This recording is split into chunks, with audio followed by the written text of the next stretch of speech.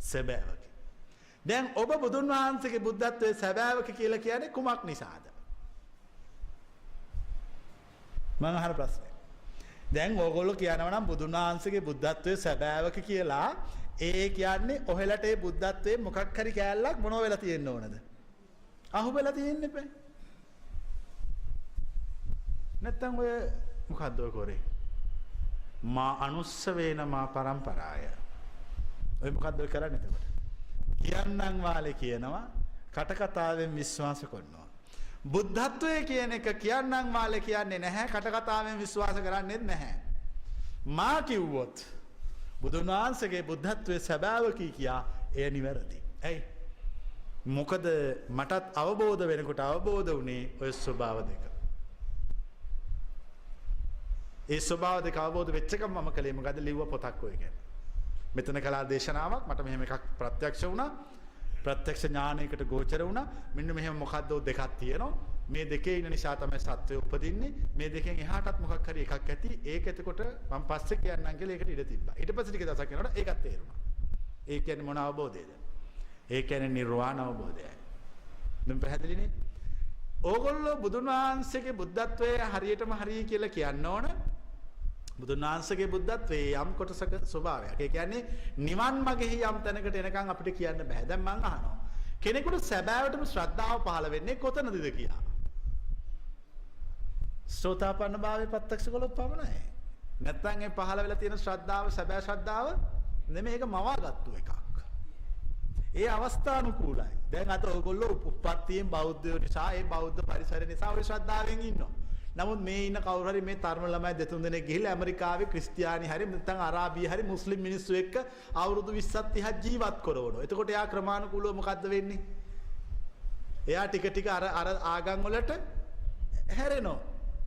මම අහන්නේ එයා ළඟ සැබෑ ශ්‍රද්ධාව තිබුණා නම් හැරෙයිද කියලා. නැහනේ.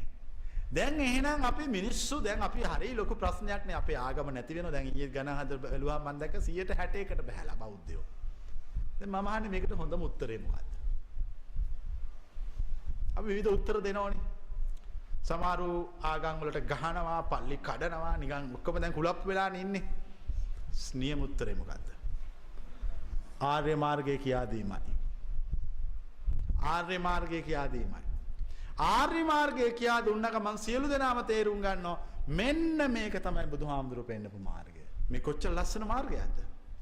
නැවතර ගියපු මිනිස්සු ටික මොකද්ද වෙන්නේ? ආයෙ මේකට ඇවිල්ලා එකතු වෙනවා. මං කියන එක තේරෙනවද? එහෙම නැතෝ කවදාකවත් නීති දාලා හිරිහැර කළා ආගමක් ව්‍යාප්ත කරන්න බෑ. නීති දාලා හිරිහැර කළා ආගමක් ව්‍යාප්ත කරන්න පුළුවන් වුණා නම් පෘතුගීසීන් 1505 ඉඳලා 1948 වෙනකම්ම ලංකාව පාලනය කරා විවිධ බටහිර ජාති. එහෙනම් මොකද්ද වෙන්න ඕනේ? එහෙනම් ඒගොල්ලොන්ගේ ආගම මේ තිබිච්ච ආගම සම්පූර්ණයෙන්ම සමූල ඝාතනය කළ ව්‍යාප්ත කරන්න පුළුවන් වෙන්න ඕන. පුළුවන් වුණාද? බෑනේ. ආණ්ඩුවකට රජයකට පුළුවන් රටේ භෞතික සම්පත් චලනය කරන්න විතරයි. මිනිස්සුගේ හදවත් චලනය කරන්න බෑ. හදවත් චලනය කරන්න පුළුවන් දාර්ශනිකයන්ටයි.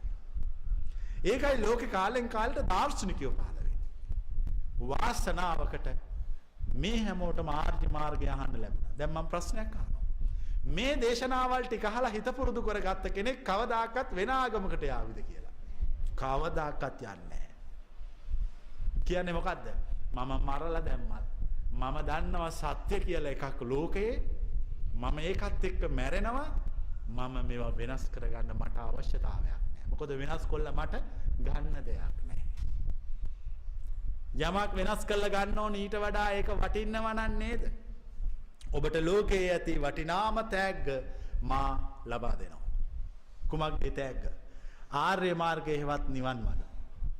ඒ වටිනාම තෑග්ග දුන්නාම ඔබ සැබෑම බෞද්ධයෙක් බවට පත් වෙනවා. එතකොට ඔබ කවදාකවත් බුදුන් වහන්සේ අමතක කරන්න බෑ. ඒ කියන්නේ ධර්මය අමතක කරන්න බෑ. ඒ ලබා දීලා තියෙන දුක නැතුව ඉන්න මාවත. මේ ලෝකේ ඉන්න සියලු මනුෂ්‍ය වර්ගයා දුක නැතුව ඉන්න ක්‍රමය සොයමින් සිටිනවා. එහෙනම් දැන් අපි ඉක්මනින්ම කරන්න ඕන කුමක්ද? දුක නැතුව සිටින මාවත මිනිසුන්ට කියලා දෙන්න ඕන. එච්චරයි කරන්න ඕන. ඔය මොන දේවල් කරත් කොච්චර නීති ගෙනාවත් කොච්චර පණිවිඩ පනත් ගෙනාවත් කොච්චර මේක රකින්න වැටවල් තාප්ප ගැහුවත් කිසි දෙයකින් හිතවල් වෙනස් කරන්න බෑ. හිතවල් වෙනස් කරන්න එකම දේ කරන්න ඕන දර්ශනය ස්ථාපනය කරන්න ඕන. දර්ශනය ස්ථාපනය කිරීම යනු මාර්ගය පැහැදිලි කරන්න ඕන. ධර්මාවබෝධය කරන විදිය කියලා දෙන්න ඕන. ඒම කියලා දුන්නාම ඉබේම මොකද්ද වෙන්නේ මිනිස්සු? මිනිස්සු නැවත දහම අනුගමනය කරන්න පටන් ගන්නවා. මම අහනවා දැන් මෙතන ඉන්න කෙනෙක් කවදාකවත් කාමාතුරයෙක් වේද කියලා. අර බහුගේ දවස්වල දැක්කනේ අල්ලා. ගෑනු ළමෙක් කී දෙනෙක් එකතු වෙලා 19ත් 20ත් දූෂණය කළා. සමහර ළමයි දූෂණය කළා මරලා දානවා. මේ අන්ත දෙක තේරුම් ගත්ත කෙනෙක් කවදාකවත් ඒව කරාද කියලා. ඇයි දන්නේ මොකක්ද දන්නේ? මේකත් එකක් මේකත් එකක්. මම මේ දෙකෙන් එකකටවත් ගිහිලා වැඩක් නැහැ. ඊට වඩා හොඳයි මම නිශ්චල වෙනවා කියලා නිශ්චල භාවයකටපත් වෙනවා. පැහැදිලිද මේ කියන එක? දැන් මම ඕගොල්ලන්ගෙන් අහනවා ධර්මය ස්ථාපනය කරන්න ඕන නම් කරන්න ඕන මොකක්ද කියලා. මිනිස්සුන්ගේ සිත අවදි කළ යුතුයි. මිනිස්සුන්ට හරි වැරද්ද පෙන්විය යුතු වෙච්චරයි කළ යුතු නීති දාලා මේක කරන්න බෑ.